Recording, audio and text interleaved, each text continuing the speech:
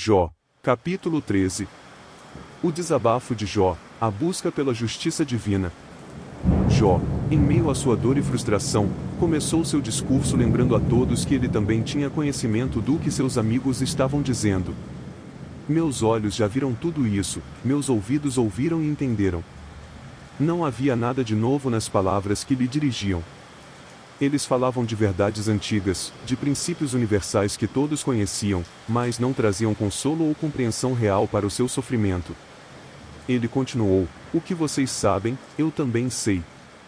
Não sou inferior a vocês. Essas palavras revelavam o sentimento de injustiça que Jó sentia diante das acusações veladas de seus amigos, que o tratavam como se ele fosse ignorante ou culpado de algo que nem ele sabia.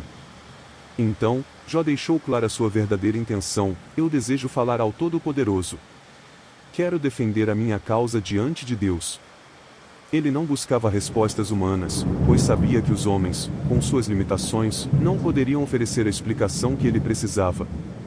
Era Deus que ele queria levar seu caso, pois só o Criador poderia verdadeiramente entender sua dor e julgar sua integridade. Jó, então, fez uma crítica afiada a seus amigos: vocês me difamam com mentiras, todos vocês são médicos que de nada valem. Em outras palavras, eles não traziam cura para sua alma ferida, apenas pioravam sua situação com palavras vazias e sem compaixão. Para ele, o silêncio deles seria muito mais sábio do que os discursos que estavam proferindo. Se ao menos vocês ficassem calados, isso mostraria mais sabedoria. Com o coração pesado, Jó os desafiou a ouvir sua réplica: escutem agora o meu argumento, prestem atenção ao que eu tenho a dizer. Ele se sentia injustiçado não só pela sua condição, mas também pela forma como seus amigos o tratavam, e agora ele estava determinado a apresentar sua defesa, não só diante deles, mas diante de Deus. Jó questionou a atitude de seus amigos, que falavam em nome de Deus, mas de maneira desonesta: vocês vão falar com maldade em nome de Deus? Vão falar enganosamente a favor dele? Ele os acusava de parcialidade, de tentarem justificar os atos de Deus sem compreenderem verdadeiramente os desígnios divinos. Vocês poderiam enganar a Deus, assim como enganam os homens? Jó sabia que a justiça de Deus não se deixaria enganar por palavras vazias, e que, no íntimo, eles seriam repreendidos se estivessem sendo desonestos. E ele alertou: o esplendor de Deus não os aterroriza? O pavor dele não cairia sobre vocês? Jó queria que seus amigos reconhecessem que estavam diante de algo muito maior do que suas palavras simplistas poderiam explicar. Suas máximas, seus provérbios, não passavam de provérbios de cinza e suas defesas não eram mais sólidas do que barro. Jó, então, pediu para ser deixado em paz: aquietem-se e deixem-me falar, aconteça o que acontecer comigo. Ele estava disposto a enfrentar as consequências de sua busca por respostas, mesmo que isso significasse colocar sua vida em risco. Por que eu me arriscaria dessa maneira e tomaria a minha vida em minhas próprias mãos? Sua confiança em Deus, mesmo em meio à dor, era inabalável: ainda que ele me mate, ainda assim eu esperarei nele.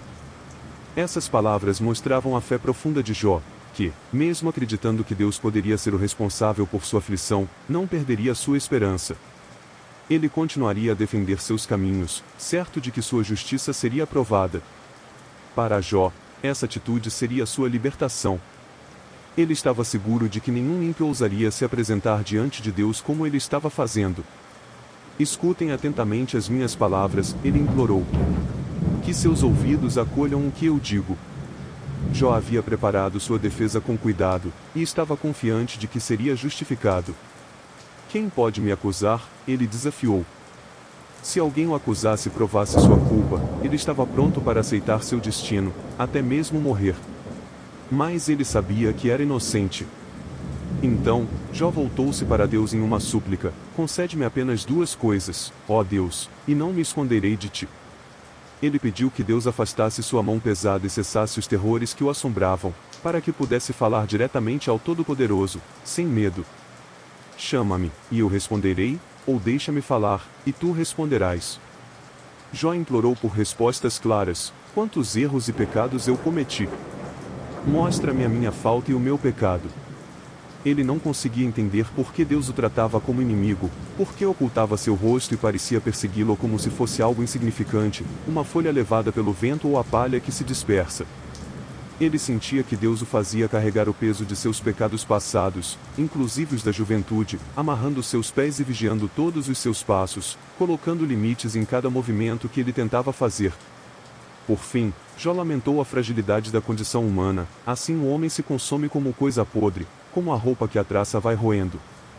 Essas palavras encerram seu discurso com uma imagem sombria e triste, refletindo o estado de decadência e vulnerabilidade do ser humano diante do poder absoluto de Deus e da inexorável passagem do tempo,